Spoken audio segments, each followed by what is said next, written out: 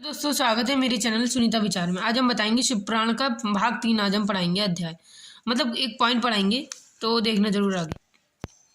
तो दोस्तों कल हमने यहाँ तक पढ़ाया था, हमें जो है प्रेम पूर्वक इसका श्रवण और विशेष पाठ करना चाहिए। तो अध्याय 1 का हम 5 पढ़ाएंगे। शिव पुराण के श्रावण से देवराज को शिवलोक की प्राप्ति तथा चंचुला का पास से भय एवं संसार से वैराग्य। तो श्री शौनक जी ने कहा, महाभाग सूत जी, आपका ध्यान है, परमार्थ तत्व के ज्ञाता हैं और आपने कृपया करके हम लोगों को यह बड़ी अद्भुत एवं दिव्य कथा सुनाई है। भूतल पूर्व पर इस कथा के सामने कल्याण का सर्वश्रेष्ठ साधन दूसरा कोई नहीं है। ये बात हम अपने आज आपकी कृपा से निश्चिंत पूर्वक समझ लीजिए। सूत जी, कलयुग में इस कथा के दौरान कौन कौन सी पापी शुद्ध होते हैं उन्हें कृपा पूर्वक बताएंगे और इस जगत को कृतक कीजिएगा। सूत जी बोलते हैं, मुने जो मनुष्य पापी, दुराचारी, खल और काम क्रोध आदि में निरंतर डूब रहने वाले हैं, वे भी इस पुराण में श्रवण पठन से अवश्य ही शुद्ध हो जाते हैं। इस विषय में जानकर मुनि इस प्राचीन इतिहास को उदाहरण दिया करते थे, जिसमें श्रावण मास के पापों का पूर्णतः नाश हो जाता है। पहले की बात है, कहीं किरातों के नगर में एक ब्राह्मण रहते जो ज्ञान अत्यंत दुर्बल, दरिद्र और रस बेचने वाले तथा वैदिक धर्म से विमुख था। वह स्नान, संध्या आदि कर्मों से भ्रष्ट हो गया था और वैश्यवृत्ति की तत्पर रहता था। उसका नाम था देवराज। वह अपने ऊपर विश्वास करने वाले लोगों को ठग करता था और इसे ब्राह्मण, क्षत्रिय और वैश्य, शूद्र और दूसरों की अनेक वाहनों से मारकर उन और उनका धन हड़प लिया करता था। परंतु उस पापी का थोड़ा सा भी धन कभी धर्म के कामों में नहीं लगा। वह वैश्यगामी तथा सब प्रकार के आचरण भ्रष्ट था। एक दिन घूमता घूमता वह दैव योग से पृष्ठानु पर झूसी प्रयाग में जहाँ पहुंचा, वहाँ उसने शिवालय देखा जहाँ बहुत से साधु महात्मा एकत्र हुए थे। देवराज उस शिवालय में ठहरा गया, किंतु वहाँ उस ब्राह्मण को ज्वर आ गया। इस ज्वर से वह बड़ी पीड़ा होने लगी। वहाँ एक ब्रह्मदेवता ने शिव पुराण की कथा सुना रहे थे। ज्वर में पड़ा हुआ देवराज ब्राह्मण के मुखार बिंद से निकली हुई उस शिव कथा को निरंतर सुन रहा था। 1 मास के बाद जब वे ज्वर से अत्यंत पीड़िता होकर चल बसा और यमराज के दूत आए, उसे पासों से बांधकर बलपूर्वक यमपुर ले गए। इनमें से शिवलोक के भगवान शिव के साधगण आ गए, उस पाशों से बांधपूर्वक बलपूर्वक यमपुरी ले गए। इतने में ही शिवलोक से भगवान शिव के पार्षदगण आए। उनके गौर रंग के कपूर के सामने समान उज्ज्वल थे, हाथ त्रिशूल से सुशोभित हो रहे थे और उनके संपूर्ण अंग भस्म से उदासित थे। रुद्राक्ष की मालाएं और उनके शरीर की शोभा बढ़ा रही थी। वे सब के सब, ये उसकी फोटो है जिस तरह से वो एक देवराज को ले जा रहे थे। तो क्रोधपूर्वक यमपुरी में गए और यमराज के दूतों को मार पीट कर बराबर धमकाकर उन्हें चुंगल से छुड़ा लिया और अत्यंत अद्भुत विमान पर बिठाकर शिवदूत कैलाश जाने को दूत हुए। उस समय यमपुरी में बड़ा भारी कोलाहल मच गया। इस कोलाहल को सुनाकर धर्मराज अपने भवन से बाहर आए। साक्षात दूसरों रुद्र के सामने समान प्रतीत होने वाले उन चारों दूतों को देखकर धर्म यज्ञ और धर्मचार्य ने उनका विधि पूर्वक पूजन किया। ज्ञान दृष्टि देखकर सारा वृत्तियों ज्ञान लिया।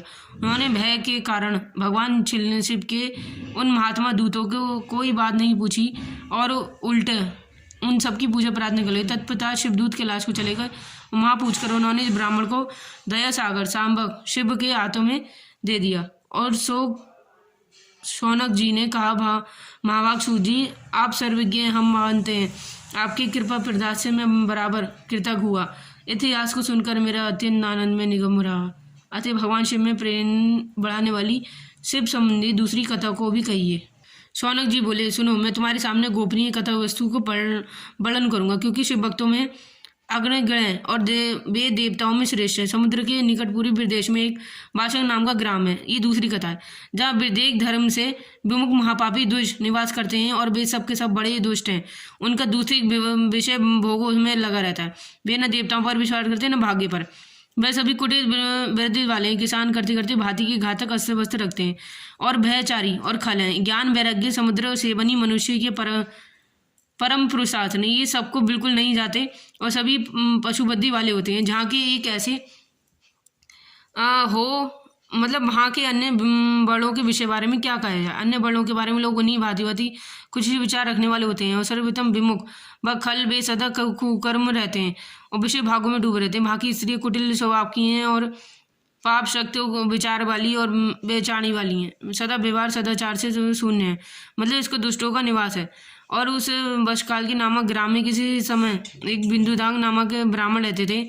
वहाँ बड़ा अध्यम था और दुरात्मा और महापापी था। यद्यपि उसकी स्त्री बड़ी सुंदर थी तो वो कुकर्म पर चलता था, मतलब उसकी पत्नी का नाम चंचुला था और सदा उत्तम धर्म के पालन लगी रहती थी और उसे छोड़कर वह दुष्ट ब्राह्मण वैश्यगामी हो गई थी। इस तरह कुकर्म में लगे हुए जो बिंदुदंग के बहुत व्यतीत हो गए थे, वो उसकी स्त्री चंचुला काम से पीड़ित होकर सर्वनाथ धाम से भय कलेश सहकर दीर्घ कलदम धर्म से भ्रष्ट नहीं हुई, परंतु दुराचारी पति से आचरण के प्रभावित हो आगे चलकर वह स्त्री भी दुराचारी हो गई। इस तरह से दुराचार में डूब गई और उन मूल चिंता वालों को पति पत्नी का बहुत से समय व्यर्थ बीत गया और तत्व नरतर शुद्र चित्त वैश्य का पति बना हुआ वह दूषित बुद्धि वाला दुष्ट ब्रह्मचारी बिंदुदय समनुसार मृत्यु को प्राप्त नरक में जा पड़ा। बहुत दिनों तक नरक के दुख भोग कर वह बुद्धि पापी और नितर पिशाच हुआ। इस तरह से उन्हें दुराचारी बिंदु के जाने पर मूल हृदय चंचला बहुत समय तक पुत्रों के साथ अपने घर में ही रही। एक दिन देवयोगी से किसी पुण्य पर्वत पर आने पर स्त्री भाई बंधुओं के साथ गोकर्म क्षेत्र में गए और तीर्थ यात्रियों के संग से उन्होंने उस समय जाकर किसी तीर्थ वे जल में स्नान किया और फिर मेला देखने की दृष्टि की मन साथ ही अंतरंत घूमती खाती देव मंदिर गई। वहां उसने देव ब्राह्मण के मुख से भगवान शिव की परम प्रवृत्ति और नयनचाली का पुण्य सुनी और कथावाचक ब्राह्मण कर रहे थे। दूसरी परम पुरुष विचार करती हैं, वे मरने के बाद यमलोक में जाती हैं और यमलोक के दूध योनि में तपे हुए लोहे का विरोध परिचय करती हैं। ब्राह्मण के मुख से वैराग्य करने वाली कथा सुनकर चंचुला भय से व्याकुल हो गई, वहां कांपने लगी। जब कथा समाप्त हुई तो उन्हें सुनने लगे, सब लोग वहां से चले गए। तब वे भयभीत हो रहे। एकांत में शिवपुरी पुराण की कथा और भाषण वाले उन ब्राह्मण से देवता हो। चंचुला ने कहा, बहन, मैं अपने धर्म को नहीं जानती थी, इसलिए मेरे द्वारा बलात्कारों स्वामियों मेरे अनुभव करके आप मेरे उद्धार कीजिए। आप मेरे वैराग्य से ओत प्रोत इस प्रवचन को सुनकर मुझे बड़ा भय लग रहा। मैं काँप उठी, मुझे इस संसार वैराग्य हो गया हूँ। मुझे मूढ़ चिंतावली पापनी को धिक्कार है। मैं सर्वथा निंदा योग्य हूँ, कूटनीति विषयों से फंसे हुई हूँ और अपने धर्म से विमुख हो गई हूँ। न जाने किस किस मैंने दुर्गति मुझे पढ़ना होगा। बुद्धिमान पुरुष कुकर्म और मुझे पापनी साध होगा। मृत्यु काल में जब इस भय यम दूतों को मैं कैसे देखूंगी। जब मैं बलपूर्वक गले में फंदा डालकर मुझे बांधोगे तब मैं कैसे धीराचार धारण कर सकूंगी। नरक में जब मेरे शरीर के टुकड़े किए जाएंगे तब उस समय विशेष रूप से देने वाली मान्यता को मैं कैसे रहूंगी। हाय, मैं मर गई, जल गई, मेरे हृदय बिलर हो गए, सब प्रसाद नष्ट होगी, क्योंकि मैं इस तरह से पाप में डूब रहती हूँ। और बहन, आप आगे पढ़ते थे और इसी तरह से ही मेरे गुरु आप ही माता और आप ही पिता हैं। आप शरण में आई हूँ, दीनदयाल उद्धार कीजिएगा। सूत जी कहते हैं, सोने किस प्रकार से खेत वैराग्य से युग चंचुला ब्रह्म देवता के दोनों चरणों में गिर पड़ी, तब बुद्धिमान ब्रह्म के कृपा पूर्वक से उठाया, उस प्रकार कहा। अब चंचुला की प्रार्थना का आगे हम कल पढ़ाएंगे अध्याय 2। वीडियो पसंद आए तो शेयर कीजिएगा। नमस्कार।